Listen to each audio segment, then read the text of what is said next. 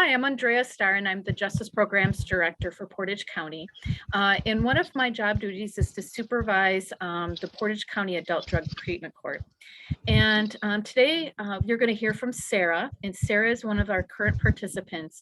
And she's going to share with you her current journey into recovery and how she got into drug court and kind of the process of drug court and how she's doing now. So I'll turn it over to Sarah. Hi. Well, I started doing harder drugs when I was 17, and then I got into legal trouble when I was 21, and I sat a year in jail and was on probation and went right back to using when I got out.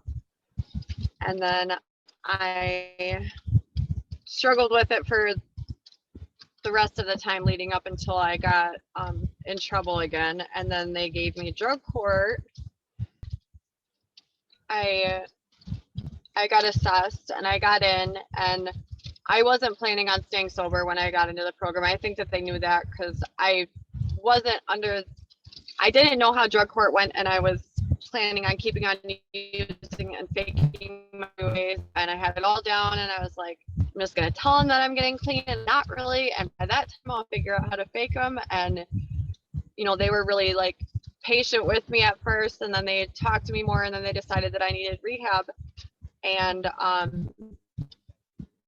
so I went to rehab, and I ended up messing up in there and getting kicked out. And like, for me, being away from my family wasn't what I needed, and I ended up going to another rehab and got kicked out of there, not for using but just for other stuff. So drug court worked with me, which I was really grateful for, because with rehabs that I was in, I wasn't able to see my kid, and that was like the most important thing to me, and they knew that. So they just put me in a lot of not extra things, but they just they care a lot, and they talk to me a lot. And I went into counseling on top of everything else that was required of the program, and covered all my bases so I wouldn't relapse. And now I've just I've totally cut it out of my life. I've taken it as not an option in my life, and I've changed my perspective. And instead of being like a lot of people get mad about being in drug court, and they get mad about all of the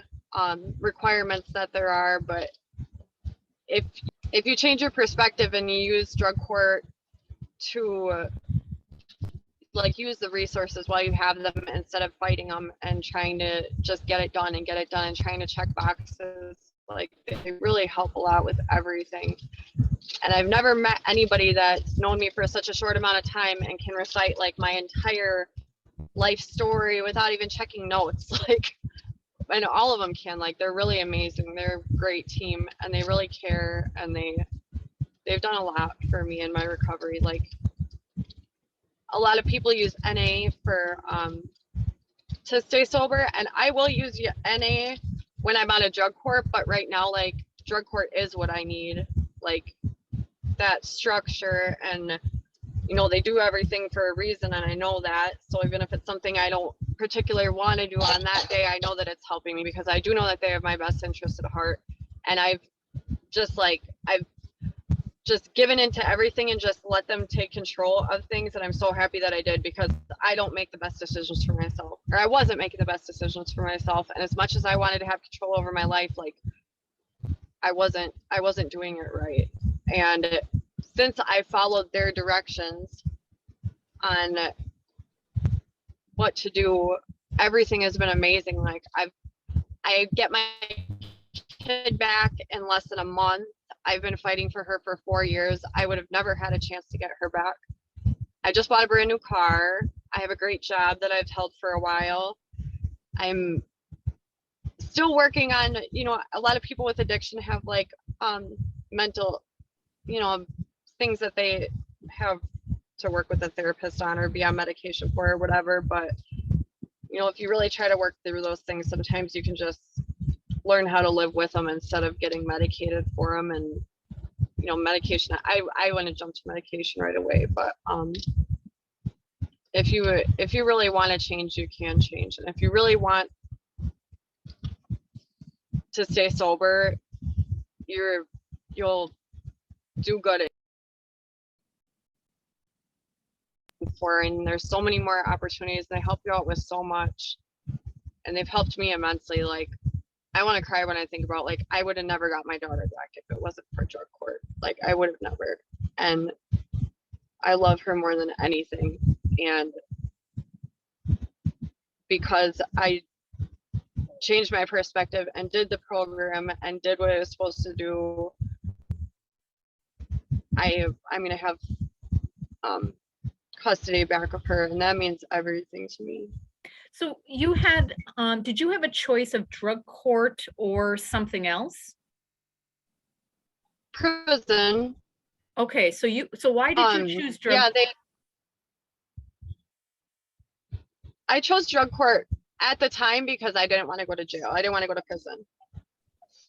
You know, and a lot of people, they're like, well, this is crazy. Like, there's so many things that we got to do.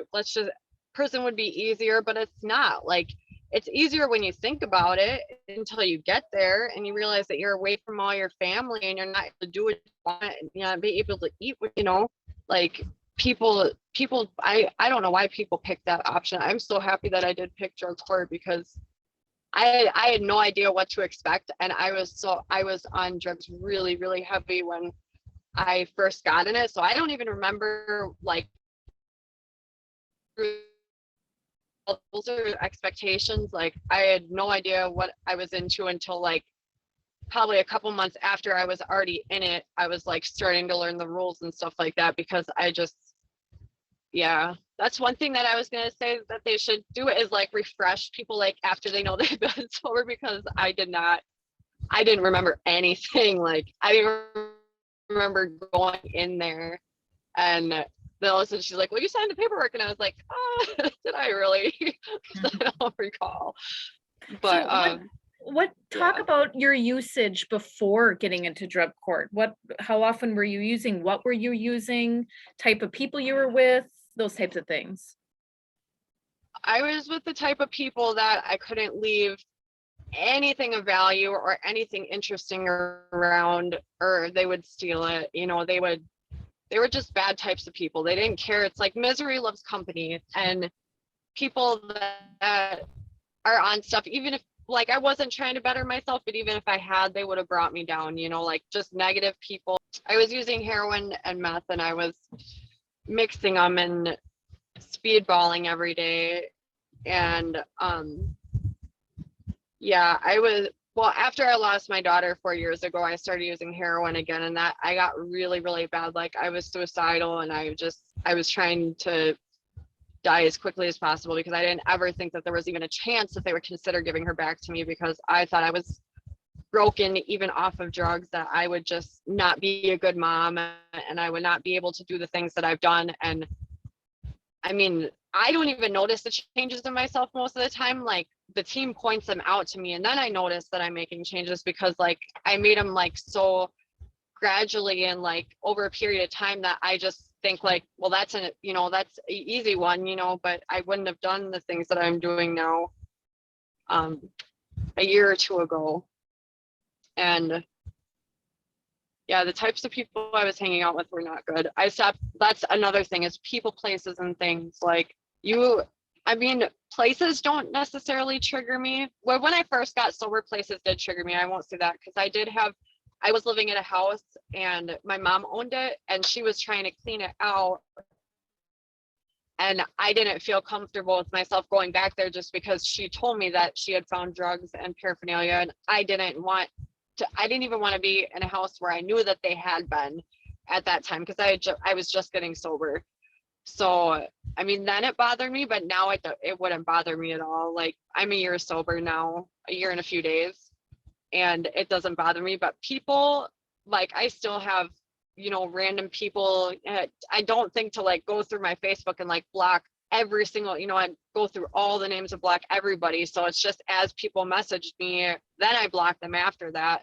But there's people that hit me up wanting me to sell drugs from, like, I tell them I'm clean, and they're like, well, do you still want to make some money? And, like, just dumb stuff like that. And people hitting me up to hang out, people ask me to get high, you know, just, and I always block them right away just because I know that it's not me anymore. You just, in order to make it through, not to make it through drug court, but to make it through life, you just have to change that perspective. Just realize that it's not you anymore. Because if you leave that, for me, if I left that option on the table, if I had a bad day, I might take it. About your time in sober living and how that was a help. Always openings at sober living, but I was lucky enough to get in there, and it's just, you know, all supportive women. And, you know, there's people that relapse, and you just can't let that step in your way. You can't let that be a barrier in your recovery. You know, people are going to relapse, and you're going to see people struggle, and you're going to see bad things, but, you know, you got to just really keep your mindset, that keep your goals in mind. Sarah, is there anything that you want to end with about good things that you see yourself in the next 5 years, or where do you hope to see yourself? I hope to see myself, I don't know, I just want a family and I want a career. That's all I really want. I don't care if I have a lot of money. If I don't have a lot of money, I don't mind about any of that. I just want to be happy. And I'm a pretty happy person, so I don't think it would be too hard. Yeah, I agree. I agree. So, Well, Sarah, yeah. thank you so much for this. It's much appreciated.